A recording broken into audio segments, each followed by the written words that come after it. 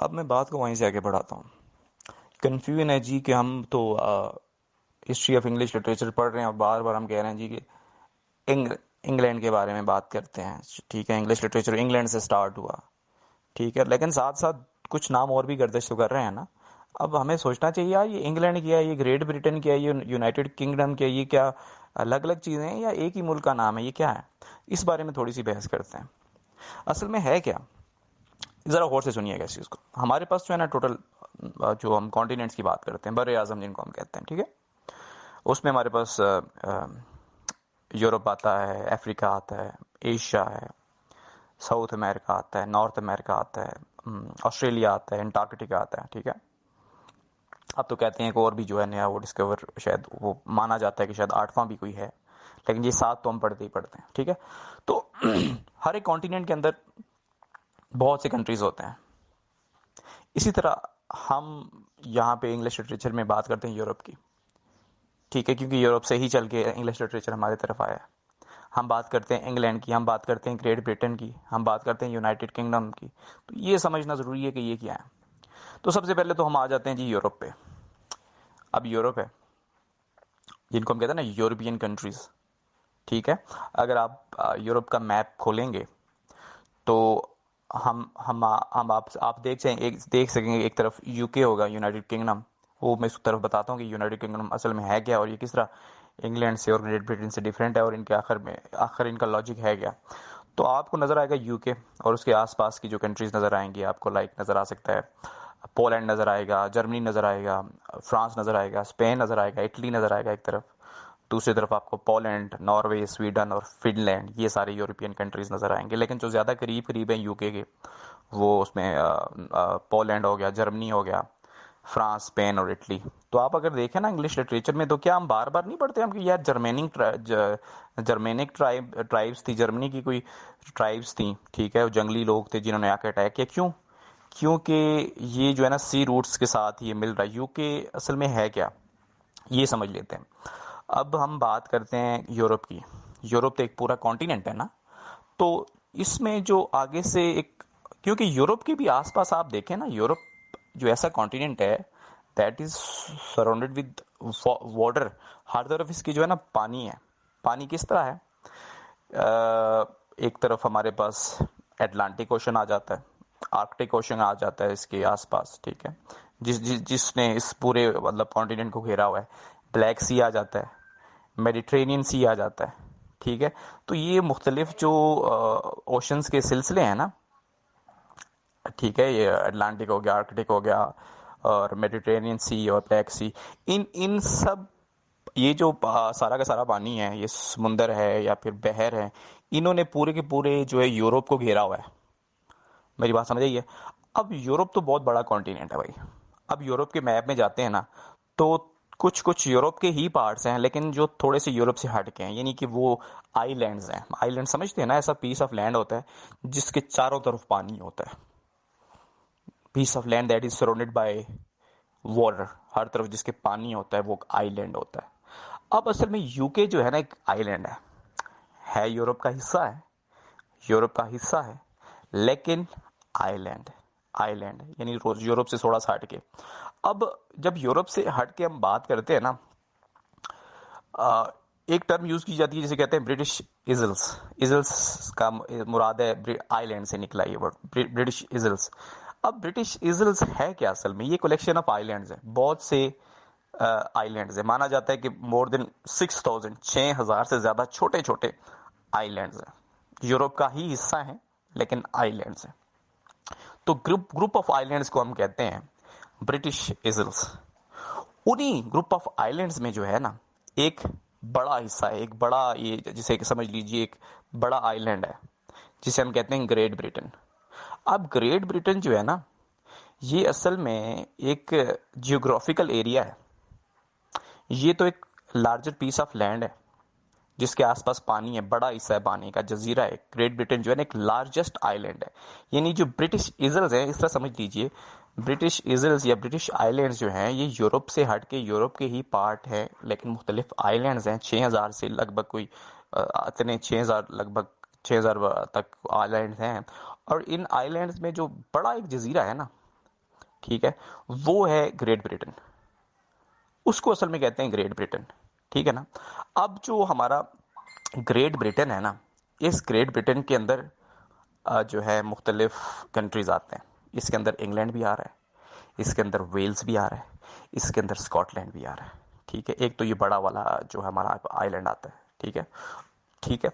और दूसरी तरफ हमारे पास क्या है, नॉर्दर्न आयरलैंड, जिसका वो अलग मुल्क है, नॉर्दर्न आयरलैंड, ठीक है। तो लेकिन जो ग्रेट ब्रिटेन नाम लिया गया है ना, ओवरऑल आप जब यूनाइटेड किंगडम का वो मैप ओपन करेंगे ना, तो यूनाइटेड किंगडम है क्या, जो इसको यूनाइटेड क्यों कहते हैं, यानी मुख्तलिफ कंट्रीज हैं जिनको मिला के हम यूनाइटेड किंगडम कहते हैं, ठीक है। तो लेकिन ये ग्रेट ब्रिटेन जो है ये कंट्री नहीं है, ये आपने ध्यान में रखना है कि आइलैंड है, ये सबसे बड़ा आइलैंड है, इसीलिए इसको ग्रेट कहते हैं, ग्रेट आइलैंड, ग्रेट यानी सबसे बड़ा, ठीक है ना। तो अब जब हम मैप की बात करते हैं, तो मैप में कुछ चीज़ें हमारे सामने आती हैं, ठीक है। मैप में क्या हमारे सामने आता है, एक तरफ हम देखते हैं इंग्लैंड है, ठीक है। इंग्लैंड के साथ ही जो हमारे पास वेल्स जुड़ा हुआ है। थोड़ा सा अब आगे जाते हैं तो आपको स्कॉटलैंड नज़र आता है। फिर थोड़ा सा हट के एक और आइलैंड नज़र आता है जिसको हम कहते हैं नॉर्दर्न आयरलैंड। अब ये आयरलैंड भी असल में एक जजीरा ही था, उसके नाम से ये नॉर्दर्न आयरलैंड कंट्री का नाम बन गया। अब असल में यूनाइटेड किंगडम जो है ना, ये ग्रुप ऑफ कंट्रीज है, जिसमें एक तो इंग्लैंड आ रहा है, जिसका हमारे पास कैपिटल है लंदन, ठीक है। और इसके साथ बिल्कुल हमारे साथ जो है वेल्स आ रहा है। थोड़ा सा आगे मैप में देखेंगे तो स्कॉटलैंड है और नदरन आइलैंड्स है। तो इन सब को मिला के नाम यूके कहते हैं। इन सब को कलेक्टिवली हमने क्या कहना है, यूनाइटेड किंगडम। ये कंट्रीज हैं, छोटी छोटी कंट्रीज हैं, ठीक है। यानी हर एक का अपना फ्लैग है, हर एक की अपनी पार्लियामेंट है, ठीक है, हर एक की अपनी एडमिनिस्ट्रेशन है। सबसे बड़ा जो इसमें हिस्सा है वो इंग्लैंड के पास है, उसके बाद स्कॉटलैंड है, फिर वेल्स और नॉर्दर्न आयरलैंड। इन चारों को मिला के हम क्या कहते हैं, यूनाइटेड किंगडम। अब इंग्लैंड क्या है, इंग्लैंड तो यूनाइटेड किंगडम का एक कंट्री है भाई, इसको अलग से हमने नहीं कहना कि ये हम समझते हैं ये स्कॉटलैंड वेल्स और नॉर्दर्न आयरलैंड ये सारा का सारा इंग्लैंड, नहीं। इंग्लैंड तो इसमें कंट्री है, ठीक है, जैसे वेल्स है, स्कॉटलैंड है, और ये सारी चीज़ें, ये चीज़ें हमने समझ लेनी है, ठीक है ना। तो अब हमें क्या समझ आया कि यूनाइटेड किंगडम असल में क्या है। यूनाइटेड किंगडम में 4 कंट्रीज आ रही हैं, इंग्लैंड आ रहा है, स्कॉटलैंड आ रहा है, वेल्स आ रहा है, और नॉर्दर्न आयरलैंड आ रहा है, ठीक है। अब हर एक अपना कैपिटल भी है, क्योंकि मैंने कहा ना ये अलग अलग कंट्रीज हैं। जैसे अब इंग्लैंड का कैपिटल क्या है, लंदन है। वेल्स का कार्डिफ है, कार्डिफ उसके कैपिटल का नाम है। जो स्कॉटलैंड है उसका कोई कैपिटल है एडिनबर्ग, ठीक है। इस तरह जो नॉर्दर्न आइलैंड है उसका जो है बेलफास्ट उसका कैपिटल है। ये जब आप पिक्चर में अगर मैप खोलते हो तो आपको बहुत आसानी से ये चीज़ें नज़र भी आ जाएंगी। तो ओवरऑल हमने क्या समझा कि यूनाइटेड किंगडम के अंदर 4 कंट्रीज आ रही हैं, ठीक है ना। इंग्लैंड है, वेल्स है, स्कॉटलैंड है और नॉर्दर्न आयरलैंड है, ठीक है।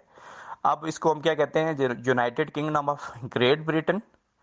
ओवरऑल इसका नाम हम जब यूनाइटेड किंगडम का नाम लेते हैं हम कहते हैं United kingdom of great Britain and northern island. यानी जो यूनाइटेड किंगडम है ना, इसमें 2 आइलैंड्स आ रहे हैं। एक आइलैंड आ रहा है ग्रेट ब्रिटेन का, ठीक है। और ग्रेट ब्रिटेन के अंदर जो है इस आइलैंड के ऊपर 3 मुल्क आ रहे हैं, इंग्लैंड, वेल्स और स्कॉटलैंड। साथ एक और आइलैंड आ रहा है जिसका नाम आयरलैंड है, जिसके ऊपर नॉर्दर्न आयरलैंड कंट्री है।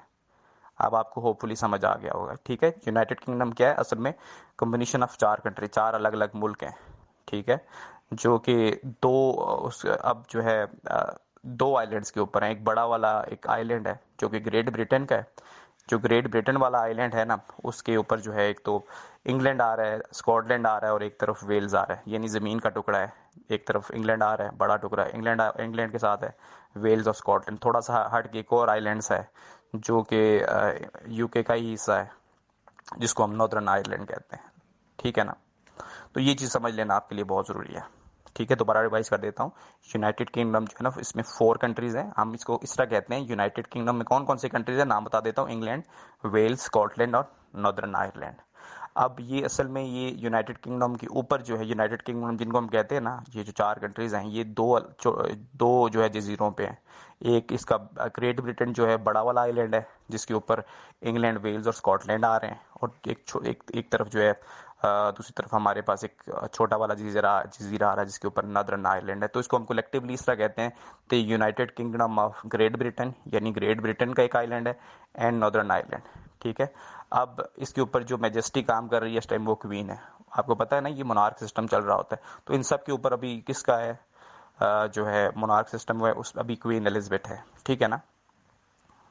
तो ओवरऑल हमने कहना है कि जो ग्रेट ब्रिटेन है ये एक जियोग्राफिकल एरिया है, तो आपने ये समझ लेना है। ग्रेट ब्रिटेन क्या है? एक जियोग्राफिकल एरिया है।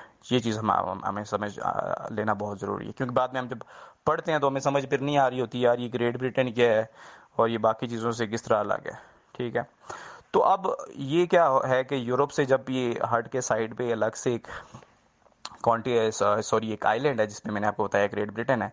तो यूरोप से ग्रेट ब्रिटेन में जब शुरू में पहले शुरू में क्या था कि ये जो यूरोप जिसको हम इंग्लैंड कहते हैं ना, इसको शुरू में कहा जाता है कि केल्ट्स नाम की जो है ना मुख्तलिफ कबीले थे, केल्ट्स जिनको कहते हैं, वो आके कहीं से, उनका कंफर्म नहीं है कि वो कहाँ से आए थे और वो कौन थे, लेकिन वो इतना माना जाता है कि वो मुख्तलिफ ट्राइब्स के लोग थे, मुख्तलिफ ट्राइब्स के लोग थे और वो वहाँ पे आके जो तो बसना शुरू हो गए थे। ठीक है। तो जब बसना शुरू हो गए थे तो काफ़ी अरसा तो वो वहीं पे रहे थे। ठीक है। क्योंकि यूरोप से जब बात की जाती है, यूरोप से इंग्लैंड की बात, तो यहाँ इसके सी रूट्स आपस में मिलते हैं। ठीक है ना। तो जैसे मैंने आपको बताया ना, यूरोप के पास पास की कंट्रीज की बात करें तो बहुत ही करीब जर्मनी पड़ रहा है, फिर फ्रांस है, स्पेन है, पोलैंड है, इटली है। ठीक है। तभी तो हम बाद में नहीं कहते कि जर्मेनिक ट्राइब्स थी, जर्मनी की एंग्लो सैक्सन ट्राइब्स थी, कोई जंगली लोग थे, उन्होंने आके वो धावा बोल दिया था और अटैक कर दिया था। तो असल में ये क्यों क्यों कर दिया था, जर्मनी से यूके क्यों चले गए थे? क्योंकि है तो सारे यूरोप के कंट्रीज ना, तो एक कंट्रीज उस वक्त तजारत की जाती थी, सी रूट्स होते थे, उसमें आगे से फिर पायरेट्स वगैरह होते थे, समुद्री डाकू शाकू होते थे, और वो क्या करते थे एक जगह से दूसरी जगह पे जाके डाके शाके मारे, लोगों को लूट दिया और वापस चले जाते थे। तो शुरू में तो कुछ निज़ाम जो है ना वो इस तरह का था। ठीक है। अब जब हमें ये समझ आ जाता है ना कि इंग्लैंड क्या है, इंग्लैंड एक कंट्री नहीं है बल्कि एक लार्जर पार्ट है। ठीक है। जिसे हम जो है ग्रेट ब्रिटेन भी कहते हैं। ग्रेट ब्रिटेन जो है असल में क्या है, ये कंट्री तो नहीं है, लार्जर पीस ऑफ लैंड है। ठीक है। इसी के ऊपर जो है हमारे पास इंग्लैंड आता है, साथ फिर स्कॉटलैंड आता है, वेल्स आता है, और दूसरी तरफ हमारे पास नॉर्दर्न नॉर्दर्न आयरलैंड आता है। ठीक है ना। तो ये चीज़ हमारे लिए जानना बहुत ही ज़रूरी है। और साथ ही साथ हम बात करते हैं, शुरू में तो केल्ट्स वगैरह थे ना, वो लोग आके वहाँ पे बसना शुरू हो गए थे, लेकिन उनके बारे में भी कंफर्म नहीं है कि वो कहाँ से आए थे और वो पीछे से कहाँ से थे।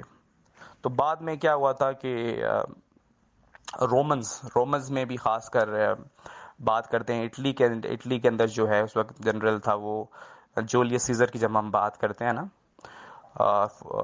तो उसने जब अटैक्स वगैरह किए थे जाके, वो क्योंकि वो मुख्तलिफ एक यही समझ लीजिए एक वॉरियर किस्म का इंसान था जो कि लड़ता रहता था, बड़ा दलेर भी था। उसकी खैर पीछे तो बहुत बड़ी लंबी चौड़ी कहानी है, कभी मेरे पास टाइम हुआ तो मैं आपको बताऊंगा। तो उसने क्या किया था कि वहाँ इसी तरह शुरू में फ्रांस वगैरह पे जाके उसने हमले शमले किए थे, और जब उसने हमले किया था तो उसको ये भी पता लगा था, ये जो कैल्ट्स है ना, कैल्ट्स जो शुरू में इंग्लैंड पे रह रहे थे, तो इसको लगा था कि जैसे ये कैल्ट्स मदद कर रहे हैं फ्रांस वालों की। जूलियस सीजर को लगा था कि जैसे ये कैल्ट्स वाले जो है ना फ्रांस वालों की मदद कर रहे हैं मेरे खिलाफ। तो इसने फिर क्या किया था, दावा बोल दिया था कि कैल्ट्स के ऊपर भी।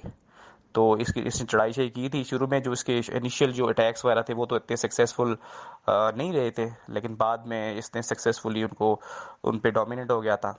ठीक है। यानी इब्तदाई हमले जो इसने जूलियस सीजर ने जो जाके किए थे कैल्ट्स के ऊपर, जो कि इंग्लैंड में रह रहे थे लोग, तो वो तो इतने ज़्यादा वो सक्सेसफुल नहीं थे, लेकिन बाद में इसको सक्सेस मिल गई थी। तो ये काफ़ी अरसा इन्होंने तकरीबन 400 साल वहाँ पे जो है वो निज़ाम अपना चलाया, बचा जो अपनी जो रोमन एम्पायर थी वो कायम की वहाँ पे जाके। और बाद में जो है इनके ऊपर जो है, क्योंकि इनको लगा था कि इनके असल में इसकी कंट्री कौन सी, ये खुद जो इटली से था ना, तो इटली के ऊपर भी जो है मुख्तलिफ उस टाइम पे जो मुख्तलिफ जंगली लोग थे ये वगैरह हमले शमले करते रहते थे, और असल में कब्जे के लिए करते थे, जिस तरह हम नहीं कहते इम्पीरियलिज्म वाला सिस्टम था ना। तो इसकी अगर जब हम बात करते हैं ना इम्पीरियलिज्म की, आप बात करते हैं या कॉलोनियलिज्म की बात करते हैं, तो इसकी भी एक पूरी कहानी है। असल में ये सिलसिला उस वक्त से चला हुआ है। तो फिर जो है ये है कि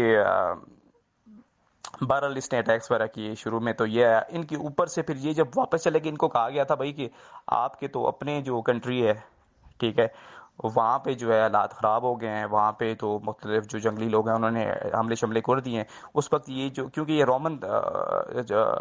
रोम से ताल्लुक़ रखता था ना, इटली के अंदर जो उसका कैपिटल है, तो फिर ये वापस चला गया था, जूलियस सीजर अपनी फौज को लेके वापस चला गया था। जब ये वापस चला गया था तो ये पीछे जो है जूट से अकेले रह गए थे, सॉरी कैल्स कैल्स अकेले रह गए थे।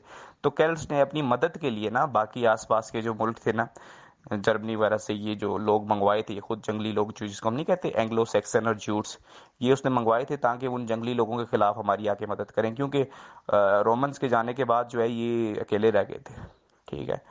और फिर जो है एंग्लो सैक्सन ने जाके, शुरू में तो उनकी मदद करने के लिए गए थे, लेकिन बाद में उन्हीं के ऊपर डोमिनेट हो गए थे, केल्ट्स के ऊपर ही डोमिनेट्स हो गए थे। इसमें वैसे एंग्लो सैक्सन और जूट्स थे, जूट्स तो खैर चले गए थे वापस, और एंग्लो सैक्सन ने बड़े अरसे तक वहाँ पे हुक्मरानी की, जिसमें हम कहते हैं ना एंग्लो सैक्सन पीरियड था। तो उन्होंने जो है केल्ट्स को भी लात मार के साइड पे कर दिया था। तो जब रोमन आए थे तो रोमन्स अपने साथ क्रिश्चियनिटी लेके आए थे, और क्यों, और क्रिश्चियनिटी में भी वो रोमन कैथोलिक थे, तो रोमन कैथोलिक जो है इनका वो रिलीजन वो फ़रोग पाने लगा, ठीक है।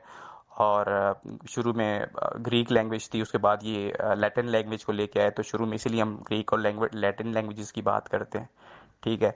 फिर ये सिलसिला चलता रहा था, बड़ा अरसा तक इन्होंने जो है वहाँ पे हुकूमत वगैरह की, और बाद में फिर करते करते ये भी जब कमज़ोर पड़ गए थे, तो शुरू में ये जो इंग्लैंड था ना, इंग्लैंड के ऊपर जब ये शुरू में मैंने नहीं कहा ये किसने हमले किए थे, जो जूलियस सीजर ने, तो इन लोगों ने बाद में क्या किया था कि इंग्लैंड के ऊपर ही छोटे छोटे सेसेक्स वेसेक्स एसेक्स इस तरह के छोटे छोटे ना पार्ट्स बना लिए थे इंग्लैंड के ऊपर ही, ठीक है ना। तो उनके ऊपर फिर जो उसमें जिस तरह वेसेक्स बहुत मशहूर था और एक स्ट्रांग पॉइंट था उनके लिए, ठीक है ना। तो यहाँ से असल में स्टोरी चली थी, और यहाँ से आगे इंशाल्लाह मैं आपको डिटेल में बताऊंगा कि इंग्लिश लिटरेचर किस तरह आगे चली है।